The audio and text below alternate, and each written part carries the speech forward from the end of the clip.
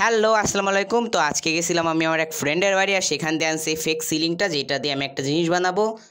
তো এইটা দিয়ে কি বানাবো সেটা তোমরা একটু পরে জানতে পারবা, সাথে থাকো। আর এইখানে হচ্ছে গিয়ে সে ইয়োগা করাচ্ছে, তোমরা চাইলে ফ্রি ক্লাস করতে পারো। তার চ্যানেলের নাম পাচুস ইয়োগা সেন্টার। আমি জাস্ট একটু মজা করলাম। তো এইখানে আমি স্যাভলন দিয়ে মুছে নিচ্ছি, জীবাণুনাশক করে নিচ্ছি, কারণ ওর হচ্ছে গিয়ে কোনো ভরসা নাই, ওর হাইজিনের কোনো ঠিক ঠিকানা নাই। সারা রাত গিটার বাজায় বসে বসে আর গান লেখে, আর হচ্ছে গিয়ে দিনের বেলা পড়ে পড়ে ঘুমায়।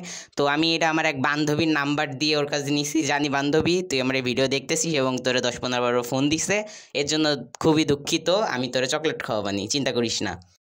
তো এখন আমি এটারে মুছে ফার্স্টে খুবই চকচকা করে নিচ্ছি, আর এতে একটু ধুলাও ছিল সত্যি কথা বলতে। তো অ্যাট লাস্ট দেখতে পারতেছো কি চকচক করতেছে জিনিসটা।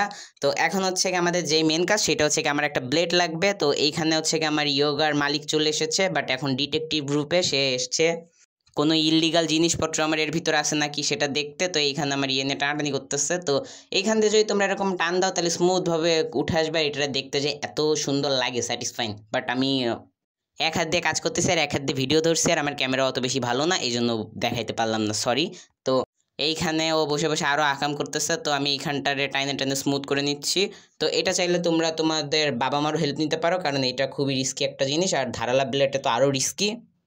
তো 5-6 বার এরকম টান দেওয়ার পরে দেখবা জায়গাটা একদম স্মুথ হয়ে গেছে। তো দেখো এটার দেখতে কত জোস লাগে যখন এরকম দড়ির মতো উঠে আসে।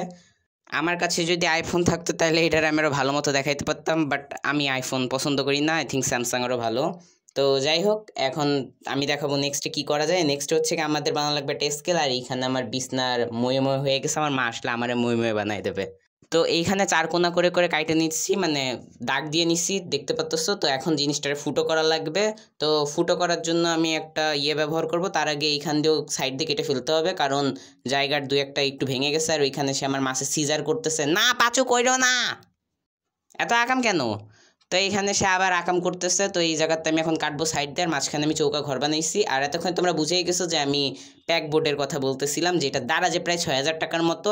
আর এখন পরীক্ষা চলতেছে, আমার বাবা আমার 6,000 টাকা দিয়ে কিনেই দিত, বাট পরীক্ষার জন্য এখন সে আমার ইয়ে দিচ্ছে যে পরীক্ষায় খারাপ করলে তোমাকে কিনে দেবো না। তো এইখানটা থেকে আমি এই সাইডও স্মুথ করে নিচ্ছি যাতে দেখতে ভালো লাগে সাইড দিয়ে। তো এরপরে ফুটা করলে আমাদের প্যাক বোর্ড রেডি। একটা বড় বানাইছি, একটা ছোটো বানাইছি, একটা যে আমার ফ্রেন্ডের বাসায় আর একটা আমার বাসায় যাবে। তো এটা প্রথমটা, আর এটা হচ্ছে কি আমার জন্য একটু ছোট ফুটার বানাইছি। তো বলো এখানে কোনটা দিলে বেশি ভালো লাগবে। আর এখানে রাখছি একটা স্কেল, আর প্যাকবোর্ডে লাগানোর যে হোল্ডার বা রাখার জায়গাগুলো সেইগুলো বানানোর জন্য আমার চ্যানেলটা সাবস্ক্রাইব করে রাখো, যাতে নেক্সট ভিডিও আপলোড দিলে তোমরা দেখতে পারো। তো আজকের মতো এতটুকু, দেখা হবে কোনো ভিডিওতে। বাই।